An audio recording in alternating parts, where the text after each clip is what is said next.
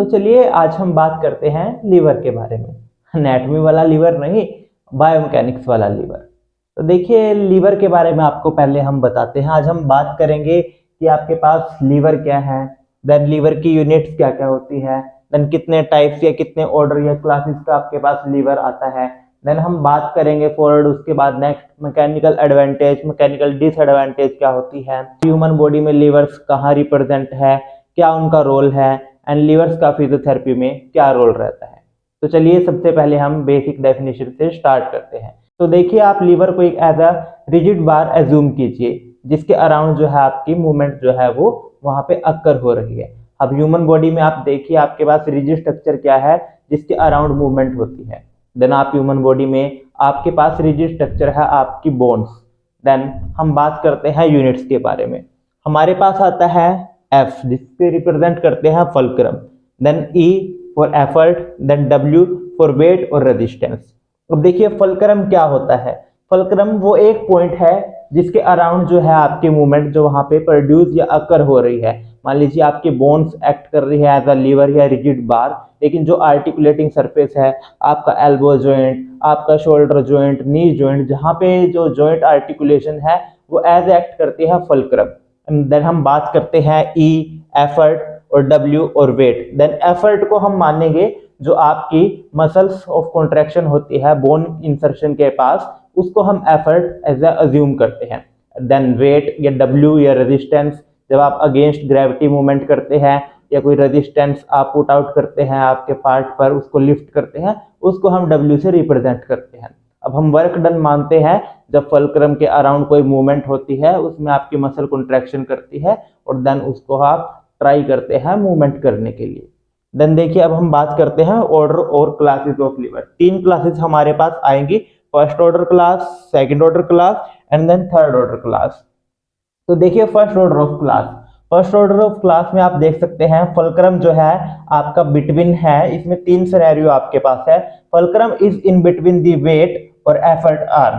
ये जो blue point है ये एफर्ट और फल्क्रम के पास में आपको दिखा रहे हैं, और जो ये ब्लैक डॉटेड लाइंस है ये आपको फल्क्रम और डब्ल्यू, यानी कि ये रिप्रेजेंट करते हैं आपका परपेंडिकुलर डिस्टेंस। फल्क्रम से आपके जो वेट आर्म है या एफर्ट आर्म है उसका परपेंडिकुलर डिस्टेंस वहां पे कितना रहेगा। देन देखिए सेकंड सिनेरियो में क्या है, जो आपका फल्क्रम है वो पास में है वेट आर्म के, ठीक है, ये ब्लैक डॉटेड आपको यहाँ पे परपेंडिकुलर डिस्टेंस इसका बता रहे हैं, और जो एफर्ट आर्म है वो एक्सीड कर रही है, यानी कि आपकी एफर्ट आर्म ज्यादा बड़ी है फल्क्रम से आगे की तरफ है। देन थर्ड सिनेरियो में इसका अपोजिट आएगा कि जो आपकी वेट आर्म है उसका जो डिस्टेंस है वो ज्यादा है और वेट आर्म जो है वो ज्यादा बड़ी है, और जो आपकी एफर्ट आर्म है वो छोटी है, ठीक है। देन इसका एग्जांपल लीजिए ह्यूमन बॉडी में।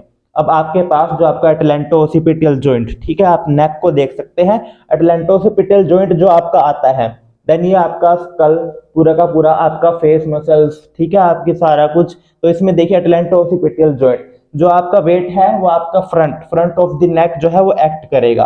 अब फल्क्रम देखिए मैं मूवमेंट कर रहा हूं तो आपका जो जॉइंट है एटलैंटोसिपिटल जॉइंट उसके अराउंड ये मूवमेंट प्रोड्यूस हो रही है।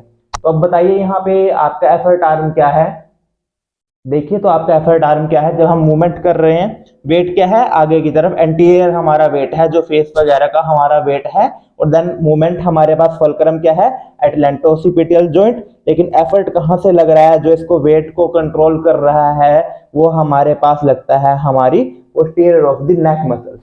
ये आपको रिप्रेजेंट किया गया है एटलैंटोसिपिटल जॉइंट, ये आपका स्कल, देन ये आपका वेट एंड देन ये आपका एफर्ट जो आपकी लगा दिया पोस्टीरियर नेक मसल्स। चलिए अब नेक्स्ट मूव करते हैं सेकंड ऑर्डर ऑफ लीवर। तो देखिए सेकंड ऑर्डर ऑफ लीवर में आपके पास अब क्या सिनेरियो आपके पास रहेगा, जो आपका फल्क्रम है वो किसके पास में है, वेट के पास में, यानी कि आपकी एक्सीड कर रही है एफर्ट आर्म, ठीक है, कि आप डॉट से देख सकते हैं इनका परपेंडिकुलर डिस्टेंस कितना है, जो एफर्ट आर्म है वो एक्सीड कर रही है आपके डिस्टेंस के पास में। अब इसका एग्जांपल आपको देते हैं, देखिए तो इसका एग्जांपल आपके पास आता है आपकी काफ मसल्स, ठीक है। जब आप देखिए यहाँ पे हील रेज करने की ट्राई करते हैं तो जो आपका मेटाटार्सोफ्लैंजियल जॉइंट है, हील के पास में, वो एक्ट करेगा एज अ फुलक्रम, जहां आपका बेस ऑफ सपोर्ट आपका फुट जो है वो मूव करने के लिए आपका फ्लोर पे ग्राउंड पे रेडी है। जब आप हील रेस करते हैं तो एमटीपी जॉइंट यानी कि आपका मेटाटार्सोफ्लेंजल जॉइंट ने एक्ट किया एज अ फुलक्रम। देन जो आपका लोड है वो आपका बॉडी वेट नीचे की तरफ आपको पुश करने की कोशिश कर रहा है, लेकिन जो मूवमेंट जब आप हील रेस करते हैं तो मूवमेंट जो प्रोड्यूस हो रही है वो होती है आपकी काफ मसल्स की वजह से, बिकॉज काफ कंट्रैक्ट करके हील रेस में हेल्प कर रही है। तो यहाँ पे काफ मसल एक्ट कर रही है एज अ एफर्ट आर्म। ठीक है, अब हम देखिए देन मूव करते हैं third order of lever class. अब देखिए थर्ड ऑर्डर में आपके पास क्या सिनेरियो रहेगा। जो आपका फुलक्रम है वो पास में है एफर्ट आर्म के, लेकिन जो आपका वेट है वो एक्सीड कर रहा है काफी ज्यादा आपके फुलक्रम से, परपेंडिकुलर जो उसका डिस्टेंस है वो काफी ज्यादा दूर है। देन इसका एग्जांपल आपके पास आता है आपके एल्बो जॉइंट की मूवमेंट, एल्बो फ्लेक्शन।